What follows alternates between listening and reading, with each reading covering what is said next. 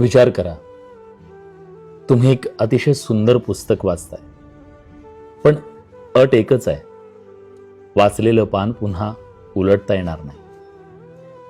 अशा वेळी आपण ते पुस्तक किती एकाग्रतेनं वाचू, त्या प्रत्येक शब्दाचा अर्थ शोधू, प्रत्येक ओळ काळजात साठवून ठेवू आणि एकही अक्षर नजरेखालून सुटणार नाही याची काळजी घेऊ.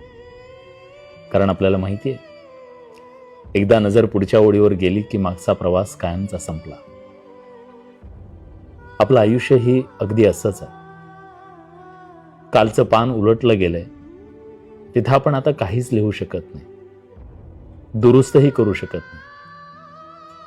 कारण आयुष्याला रिवाइंड बटनच नाही आणि वेळ कधीच कुणासाठी थांबत नाही.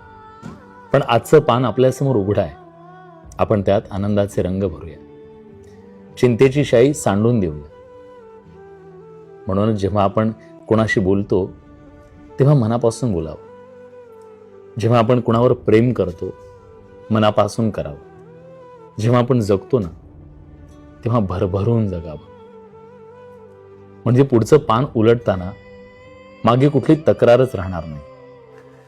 आपण आपली कथा इतकी सुंदर लिहावी की वाचणाऱ्याच्या डोळ्यात पाणी आणि चेहऱ्यावर हसू येईल. मित्र,